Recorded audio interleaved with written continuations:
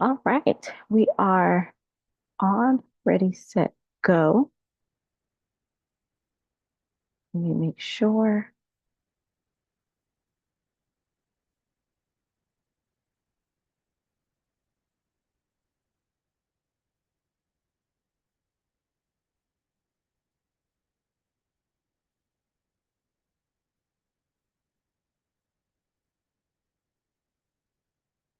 Okay, so let me go ahead and.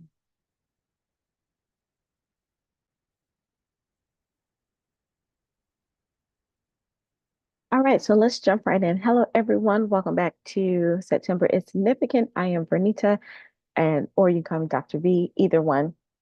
And so I'm excited. We are at the halfway mark. Oh, I was like, why do I still hear myself? All right, we are at the halfway mark of September is Significant, and we are talking about stewarding self-trust, how to follow your instincts. Let me check one more time.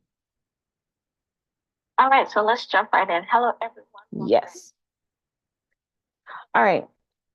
So here's, like I said before, the point, if you really want to get the most out of this kind of, well, this is a training because there it is a series, but is wrapped in a training, and it's just the little tip of the iceberg of what I help people go through. So this is the personal leadership part of it, and then I also have a skills based component. But you need both. You need to know some skills, and then you need to know your personal leadership. So it's personal development and some skill based development, and then when you put them together.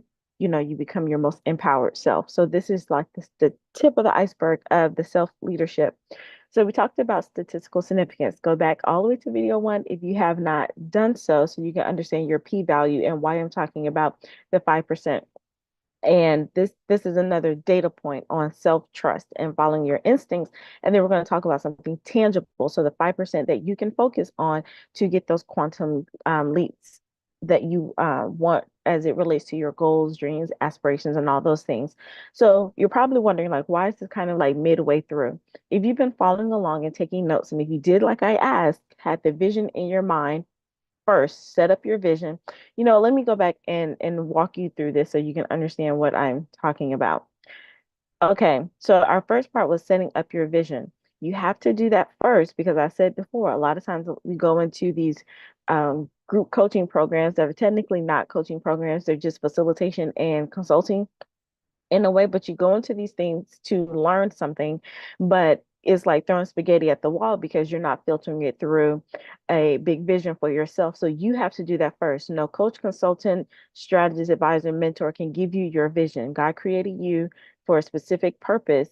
And that is up to you to consult him or whoever you decide to consult, but to consult God and say, okay, this is what you created me to do, and everything filters through that. This has nothing to do with your business or a profession per se. It is like an overall kind of big mission, like why am I here? And the things that you're doing, your calling or your assignment, those can change. So a lot of times we get caught up on my purpose. Like my purpose is supposed to be a professor.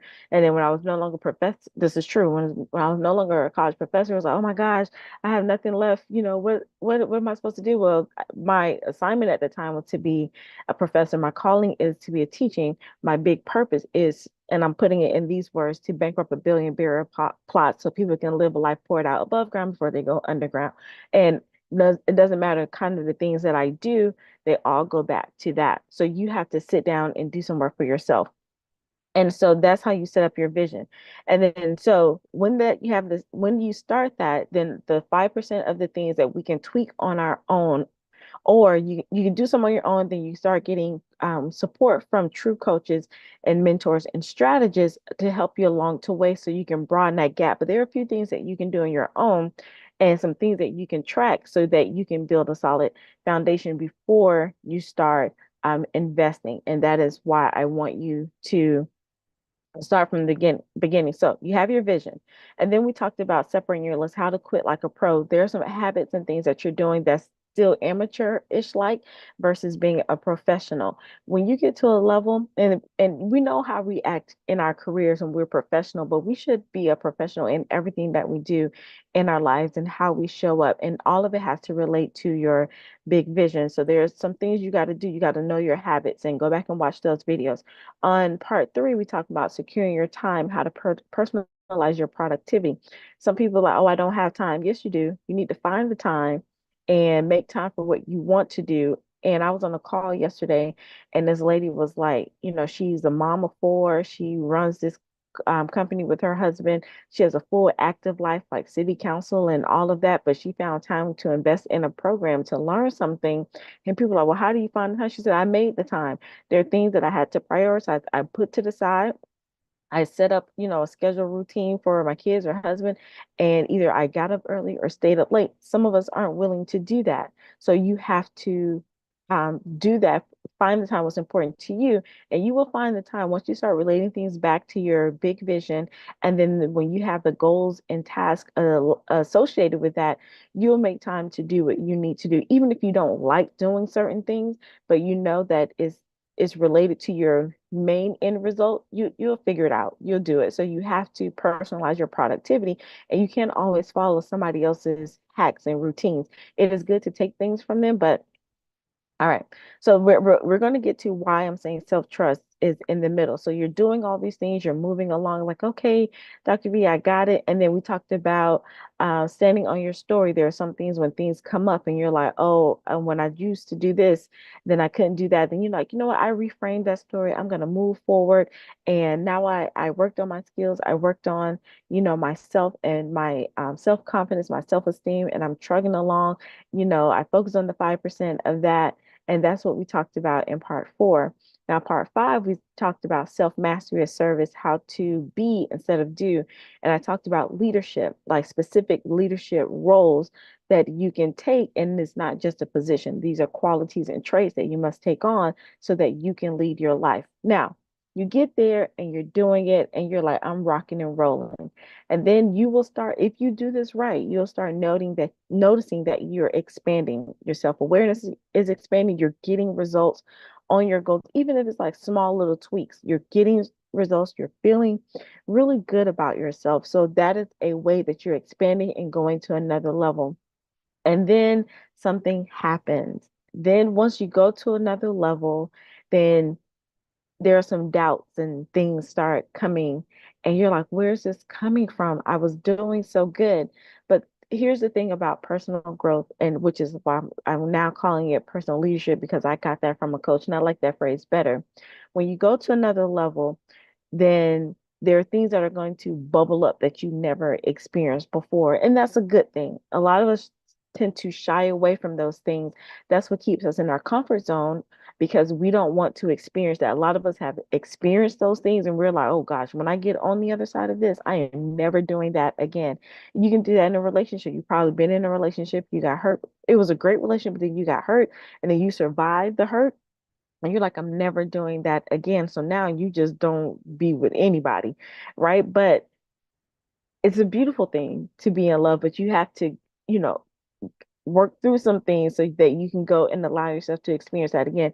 You can do that with any type of emotion, starting a business, a new career, being, if you want to start a family, you don't want to, just anything. Once you start getting momentum, because we're forever evolving, well, we're forever uncovering and becoming who we be. So once you start uncovering things, things are starting to pop up. And this is where self-trust really comes in. And this is why you have to learn how to steward your self-trust and how to follow your instincts, because when you're trudging along and things are going good, then you know that there's a big vision for you out there, and you're doing those things. You're going to get into territory that you've never experienced before. And this is where you're going to have to rely on some past things, but not like in the way that you think. So we're going to talk about self-trust. So before I get into that, I want to read some things to you that it may, or let me know if this sounds like you. At some point in time, you seek reassurance and advice from others instead of tuning into how you feel about a situation. So this isn't talking to, let me just go through the list. So don't try to rationalize just like I was about to do. Just say, oh, yeah, that's me, or no, that's not me. So let me start again. You seek reassurance and advice from others instead of tuning into how you feel about the situation. And I got this from a research article. Like all these are research based in psychology. I have a little background in that as well. Another thing, this if this sounds like you solicit opinions from others around important decisions. You postpone decisions or procrastinate because as uncertainty is easier to sit with than making a wrong decision. So you rather act stuck than to make a decision, the wrong decision. You avoid tuning in into your needs and desires, so you disconnect instead. You underestimate the perspective of others and undervalue your own thoughts and opinions or your own instincts. You feel guilty after making a decision and always fear that you made the wrong one. You ruminate about what could have been had you taken another path. And ruminate, here's one thing, like you constantly think over and over again, but you know, like I think cows and I think they said goats, like they chew on cud. Is it cud or curd? Anyway, the stuff that they just chew on just is like regurgitating. They just chew it and chew it and chew it, and it just like old stuff back up. So that's what you're doing in your mind. You're ruminating over those things, like what could have been. You compare your choices to others. You don't believe you've made a good decision without external validation. You're you're quick to believe the negative options. You're quick to believe the negative opinions about yourself. You underestimate the power of your choices. You don't recognize and believe your innate value or worth. So some of those things, if you are a high achiever, a top performer, a go-getter, you've experienced these things. You have. There's no way that you've gotten to where you are and you've never experienced that. So I'm going to go ahead and say you have experienced some of those things. I personally have experienced those things. I'm pretty confident in a lot of things. I have high self-esteem, but there was a point where, especially when I was getting my doctorate degree, where I went in like, hey, can't nobody touch me. I'm doing my thing, I'm gonna get this, whatever. And during that process, it was such a hard process. And everyone doesn't experience that, but it was a lot of us who did. And if you look like me, it was even harder in certain cases. And it was a lot of, I remember my first time where it hit me, and I can pinpoint it because I've taken some time to do some work after I stopped being pissed off about things. I was like, where did this start? And it was when I wrote this paper one time, and I was just writing, doing my thing, and the professor commented, where did you get this thought from, or where does this come from? What sites what sources did you cite, blah blah blah. And I was like, I didn't cite anything, these are my thoughts. And there was doubt, and I got that from multiple professors, like, oh, you clearly couldn't write this, you clearly couldn't think this. And so that started me questioning everything. And then it was like every time we had to write something, we had to cite it, So I would just find stuff that fit my thinking because I was like, well, that's going to appease them.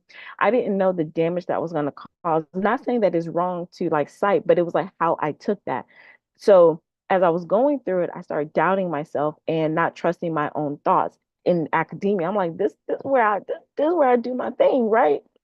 But during that process, because of those things happening, then that spiraled into me not trusting myself to make any decision. When I say it was bad, it was bad.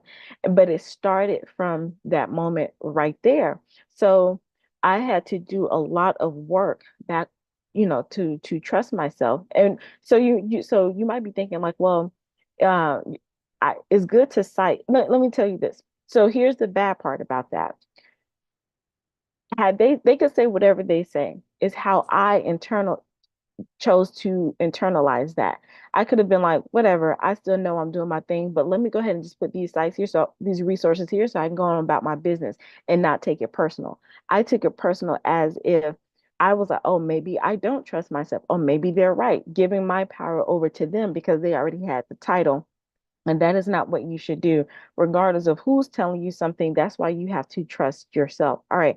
So this is where the self-leadership part comes in. This is where now it really ties into, are you going to really start moving forward in your vision? Because if you truly have the big vision, like I talked about, you have no idea how to do it. But when you start doing those things along the way, you're going to start building that self-esteem and self-confidence in yourself. And you still have to trust yourself to make decisions, even if you don't know if it's the right one or the wrong one. Okay, so just follow me with that. Trusting yourself doesn't mean that you always know the right thing to do. It's not about that. And it is about what's happening on the other side of the decision. So I'm going to read this example. It says self-trust is belief in one's own integrity and ability to be kind and respectful to oneself regardless of the outcome.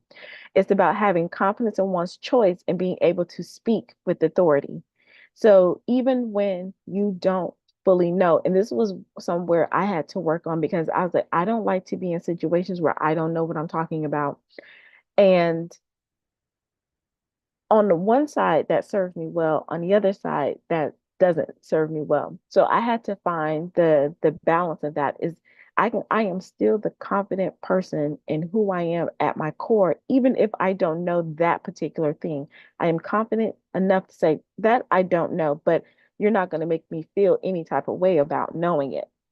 And I had to do some work on that. So and before I realized, I was like, well, let me just get everything right. Let me study everything I can so that I don't look stupid. And then with these credentials that I have, it was definitely like, oh my gosh, if I don't know something, people are really going to be like, how she got those degrees and things like that. No, it's not about that because, like I said in one of the previous videos, even without all of, if you never knew my title, because I own the fact of the qualities and traits that it took for me to become this doctor of philosophy, and everything else, the leadership and all the other things that I've trained, and then just other things that I've done, I can still be that person whether you knew I had those credentials or not. So that's something I had to work on. So you think about what you had to work on. It's my dog barking. So again, it is not always trying to prepare to make sure you don't look crazy or stupid. It is about owning the fact that, you know what, I'm going to learn everything I can, but if I don't, I'm gonna be informed. But if I still don't, if the decision doesn't turn out right, I'm not gonna bash myself and beat myself up, and then I'm not gonna allow anybody else to make me feel any type of way because I made the wrong decision. I owned up to it. It was a mistake and I move forward. That is what trusting yourself is. It's the ability to own it, take accountability, and still stand in your power. I think a lot of us don't do that. We spiral down and we try to cover up things. Well, I'm getting too far ahead of myself. So this is the part I said that it's not about always getting the right answers, or it's not always about doing everything right. There are some things you're going to have to do wrong and make mistakes, just like little babies when they start walking. They don't start up as soon as they stand up, they take off walking. Nope, they get up, fall down, get up, fall down. But they trust themselves that I am going to survive if I fall down. And two, I'm going to trust that there's going to be somebody around me that's going to catch me if I really, really fall. And then I just trust myself to get back up. You'll see babies get up, fall, roll over, sit there for a minute, and get right back up. But as we grow up as adults, we forget about those traits because of the external things and the stories we tell ourselves, and we're just packed on layers and layers of all that stuff, and it's just weighing down our self-trust.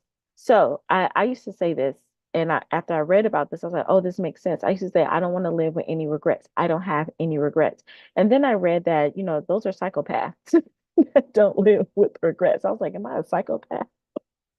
But then I was like, on the one hand, I was like, oh, I don't live with regrets. Like, it is what it is. But after reading that and going and taking, looking back over some things and how this relates to self-trust, I realized, like, regret isn't a bad thing. Regret means that, you know what, I could have made a better decision on the other side of that. If I was in a situation like this again, how would I do this differently? Because there's going to be a time where the opportunity is going to present itself again. It may not be in the same exact way, but it's going to show up again. So when it shows up, then I'm empowering myself to move forward in this way. What happens, why a lot of us say that we don't want to live with regret, what we're really saying is, I don't want to feel shame or guilty about something that I did, or if you're feeling regretful, it's not the regret because that's another emotion, just like anything else, is how we hold on to the shame and guilt of a decision that we've made. So if you're going to work on self-trust and how you're going to steward your self trust, you have to sit in that regret, look at the lesson, and detach yourself from guilt and shame. Now, it is simple as making a decision. And I know it's like sometimes we want to just sit in it and wallow in it and do all of this work. And that's some of that is the downside where personal development can be, because it can cause you to kind of just sit and constantly do some things. But no, you make a decision. If you need to journal through one exercise, one, so for example, if you have if you made a decision, you're feeling regret, like, oh, probably shouldn't have bought that house, but I'm in it and this is what it is. You know what are some of the things that I did do before I was about to buy that house? How did I feel in that moment when I bought that house? All right, what happens now outside of that decision? If I was to do this again, what would I do or not do? If you journal through just that decision and you check in with your body and seeing how you're feeling, because there is science to it and it's biblical to be connected to your inner self. Now, those of us who are believers, we got a cheat code. We have Holy Spirit to help us, right? But even though we still have to invite him and tune in and tap into that as well. We can't just say, "Oh, I'm a Christian, then I don't have to do anything." Engage, yes, you do. So we have to tune in what our bodies are telling us so that we can be connected. Self-trusting is being fully connected with yourself mentally, intellectually, mentally, emotionally, and actually physically, so that when you're in that situation again, you have an anchor to uh, you'll have an anchor or a starting point to say, uh-oh, okay, the last time I did this, this is what I felt. But if I ignore this, I'm going to go down the same path. But if I remember what happened, what I don't want, I can choose another option, right? So instead of, instead of going through every single thing in life, that's where you can go in that spiral of just the personal development. You just take one thing and then you make a decision. A lot of us, it's easier, and I was in this trap, it's easier to sit there and journal all day and do all this self-work and take a deep dive, because then now you're avoiding things. Now that's because now you're not trusting yourself. You have to do a little bit, then get right back out there and take action. Just like if you're an athlete, yeah, you practice, you scrimmage and everything like that, but it's like, I think what it's like every week, right? So you do practice a couple days, but then you go into the game, right? You practice a couple days and you go back into the field. They don't practice, for 80 weeks and then for one game, right? If you take football, it's a lot of practice. They play a game, they move up because the end goal is the Super Bowl, right? So let's say you're in like, we're not gonna say our big vision is the Super Bowl, but let's say one of your goals is the Super Bowl. But you have to kind of you go through these little scrimmages, and then you have to get out there and get, hit attack. And, like, did you win it or did you lose, right? And even if you lost, you still got another week to come out there against another opponent, right? And then the object is to how many times can I beat that opponent so that I can reach this target? So that's the same thing with self-trust. Like, how many times can what are the building blocks I need to put in place when I make these decisions so I can get to the end goal? And so don't sit there and just journal your life away. There's uh journaling is good, but you know what I'm saying? Like, just keep doing the work, and you want to keep taking the courses and keep being in that environment, because it will you're just really just swimming, and you're just in the practice field, and you haven't put the work into action. And that's where a lot of people mess up. They don't put the work into action. So it feels good if you're sitting in there in that community and everybody talking about the same thing, but you need to take the stuff that you're learning on your job. You need to take the stuff that you're learning in your business, take the stuff that you're learning in your relationships, in your family, your community. That's how you know if it's actually working, and if you are leading your life and trusting the work that you have done, trusting yourself. Another thing to think about is we talk about self-love. And the first part of this was talking about forgiving yourself and self-love and things like that. And then I read someone said this, and I could completely agree. They was like, I thought self-love was BS. And a little bit is until I realized why the self-love wasn't working. So I used to do this. You can go watch on some of my videos where I talked about, mirror exercises and, speaking into yourself and the positive affirmations and affirmations and things like that. And then I realized, like, why weren't they working for me? I did not connect the dots. And I was like, something is off about this because I'm not getting the results. And then when I read this, I connected the dots. So this may or may not be you, right? But if it is you, I'm going to help you right now break free. The reason why those things aren't working is because you don't trust yourself. And like I said before, in a relationship, if you're going to be in a relationship with someone and you want to love them, you can't love them until you trust them. So the same thing with yourself. You can do all the mirror work. I am proud of you for, I love you for, and all of that, and speak to yourself. But if you don't trust yourself, your brain is saying, okay, I hear you. And but you're not. It's like it doesn't believe you. So because your body knows you better than you. Your brain knows you better than you. And so what happens, your brain is like, she lying. So she thinks she's gonna go and try to reach this goal, whether she wants to write her book, work out more, start this business. She thinks she wants to do that, but we know that she's not gonna do anything. So we're gonna just make sure she doesn't try to attempt it, because if she attempts it and fail, then we're gonna be the one here to pick up the pieces. So it's better that she doesn't attempt it at all, right? So your brain already knows, like, you don't trust yourself. So since you don't trust yourself, I'm going to save you from you. But you have to know how to lead yourself and build up that self-trust muscle. A lot of us who don't reach our goals, here's why. I'm going to set you free. This is worth the investment, which is free, but I'm going to save you some time, right?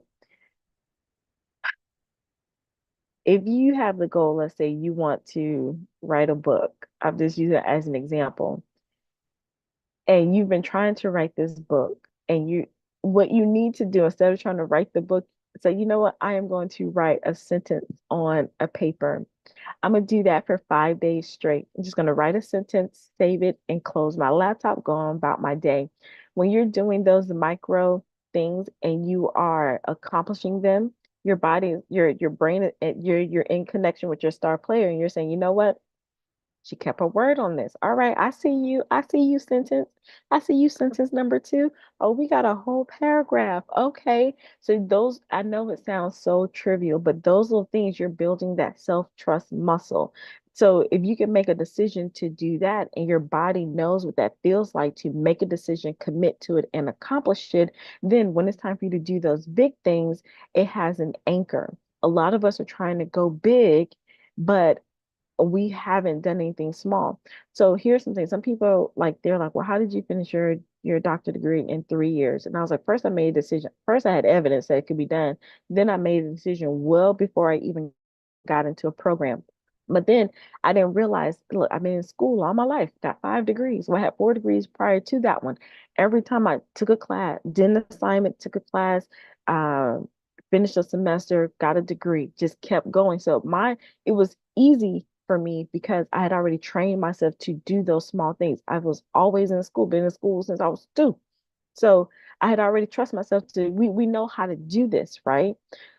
But then when it was something else, let's say posting on social media, make a video, it took forever to do that because I was like, um, I would say I was going to do it, or I would do them and keep them private. It was just a whole bunch of stuff that I would not do. And then I had to make a decision to do that. You know what? I'm going to do a little clip. Even if I kept it private, I'm still going to just show up and then turn on my computer. Or I may do something for 30 seconds, or I challenge myself to do something just 1 minute every single day for 30 days, and then so forth. So I trust myself to do that. You can do that with anything if it's going to work out. Don't say, I want to lose. I want to release, 50 pounds by December. Well, can you commit to getting up 2 days a week and go walk? So when you're starting to do that, you are building that trust. And then now your star player, your body and your brain and your heart and your emotions say, you know what? Okay, I trust me. I see me. Okay, okay. We're doing that. They, we kept our word. to each other, we show some action and things like that. So it's easier for us to try to build a relationship with somebody else and watch them and watch their actions, and are they going to mean what they say what they mean and do all of this, but we don't do that for ourselves. So you have to be the leader and start self trusting yourself and steward that. Now, all those things that I read doesn't mean that you don't seek outside counsel and support. It doesn't mean that, because we have blind spots. So you do want to seek, outside counsel and support, but you still need to be solid enough in your decision making to where if they say something that you don't agree with, that you don't fly off the handle, or if they say something that pushes up against, like they're stretching you, you don't take it personal and just say, well, I don't want to work with them anymore. They don't get me. Yes, they do. They just see something that you don't. Or if they give you bad advice and you're like, that doesn't align with where I'm going, you have to know that and not just take it on because it's like, well, there's somebody I trust, so they must be right. What do I think? It's not that. You have to be so solid. Even did you know that there are people who be out there loud and wrong? We can learn something from people who are loud and wrong and stand out strong. They are bold, they're confident, they're convicted, they trust themselves no matter what. We need to take a little bit of that from them. And even if we go full forward on a decision, even if it wasn't the right thing in the moment, and it feels right to me in this moment, I'm going to stand on it. And even if it crashed and burned, it's like, well, that didn't work, and move forward from that. All right. So let me know. I'm going to end it here. Let me know your thoughts about that. Anything that you want to take away about stewarding your self trust and how to trust your instincts. Like we all are born with instincts, and then women, we definitely have them. Men, you have them too. By the way, we just operate differently. But when you get that feeling, and this is not always in your mind either, it's not always in your head because sometimes your mind be playing tricks on you. It is sometimes it is in your gut. It is in that feeling that God created us that way to feel, and He gave us these emotions where something is off, and we've had them when we were younger, but we put all these things on top of us that suppress that. So now we're just taking off those things so that we can go back and tap in and feel when things are off or things not right without saying, you know what? I don't feel like talking to this person today, but I'm gonna feel bad because they keep calling. So I'm gonna go ahead and take that call. And then you take that call, and then then it's like, man, why did I do that? Learning how to trust yourself, and this is your personal leadership. I don't want to take that call today. I'm not taking that call today. I don't care if that person is upset with me, because right now I don't feel like taking that call, and I am good with that. I am complete with that decision and keep it moving.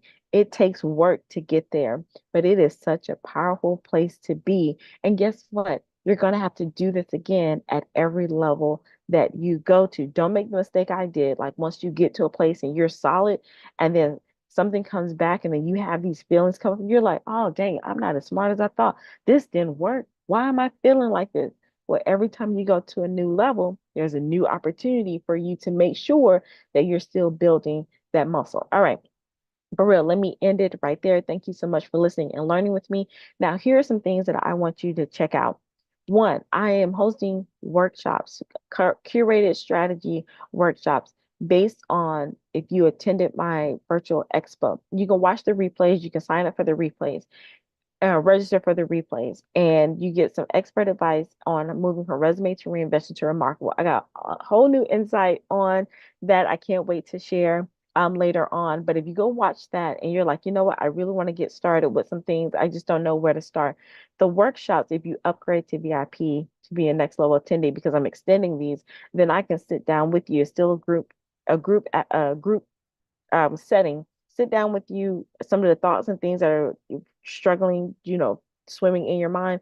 I can help you focus them, put them on paper, and create a plan for you. Now, the plan is if you decide to continue to work with me, great. Even if you don't, I still want you to have something in place so that when you move forward, you're moving forward with a solid foundation, regardless of what you decide to invest in later on, right?